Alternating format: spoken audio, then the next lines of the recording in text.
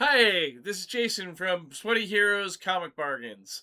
If you hear the air conditioner in the background, well, that's because I am on a low budget, $0 budget doing this show. So today we're going to look at some piles of some of the stuff that is going to the dollar bin and what you could find for $1. And we're just going to do a random pile here. I like sometimes doing the random pile. Sometimes I like doing like a letter, like A to whatever, or themes, like, you know what I mean? But sometimes it's just fun doing the random pile. So we got legions of superheroes here. We got Rand Thangar Holy War. We got an issue of Razorline. This introduced the Clyde Barker Razorline comics that were short-lived, but they were kind of like horror fantasy by Clyde Barker. He did the Hellraiser movies. These were actually kind of interesting. If you're a fan of like Doctor Strange, you would be a fan of this kind of stuff. So it was, based on what I read of it, it was not necessarily as crazy as Vertigo, like mature readers. It would probably be more in a young adult readers type thing. Fantasy sort of superheroes. Kind of interesting actually. Legion 89. We got there. We got the Power of the Atom, and it's a part of the Invasion crossover. Invasion was a crossover with DC Comics. That had these really kind of cool looking yellow aliens that had big teeth and stuff. Todd McFarlane drew an issue of that. Um, Invasion was one of those. Invasion as well. Just so you can show you a comic book, was one of those comics that I remember being my first DC comics that I picked up. I don't know why, but I wish I still had it. But like, it was one of the first DC comics I picked up that wasn't Batman or Superman.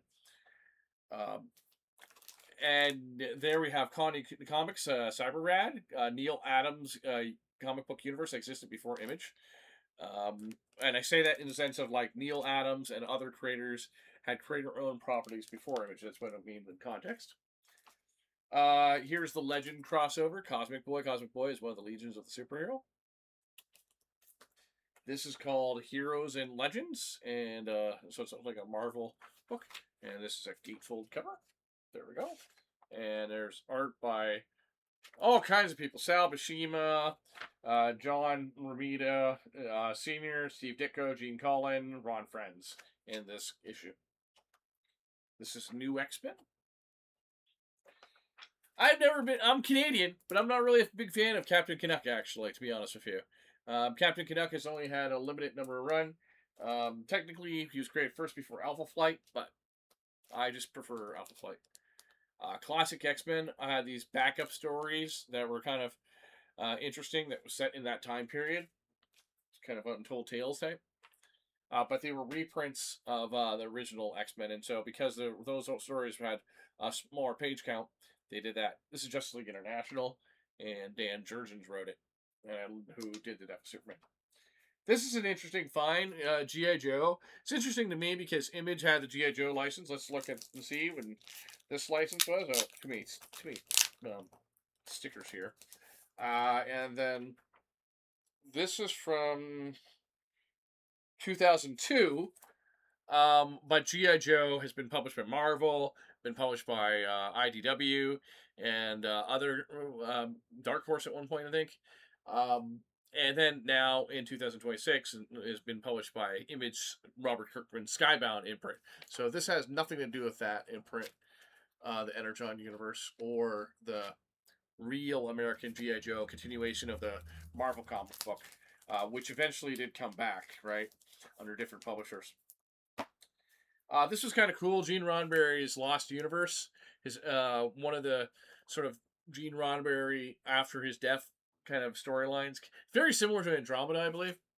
Kind of cool. That's Leonard Nimoy's Prime Mortals. Kind of cool. Got Buffy the Last Vampire Slayer, published by Boom. We have Ninjak, published by Valiant. I actually dressed up as Ninjak for a comic book convention. We have a copy of Justice League International. We have Resurrection Man. Lone Wolf and Cub.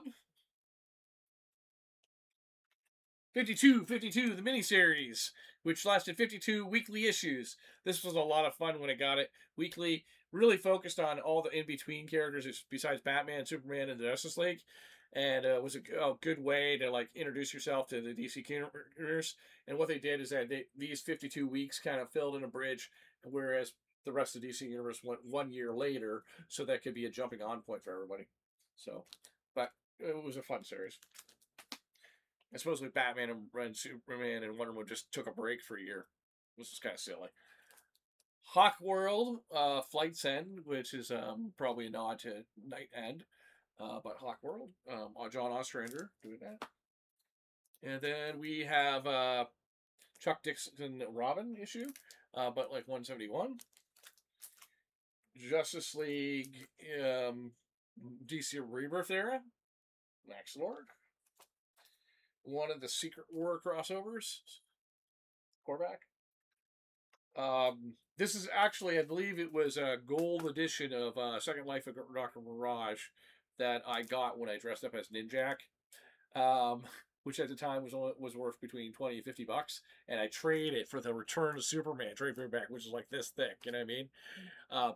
Good deal, especially since the market crashed on all the Valiant books only a few months later.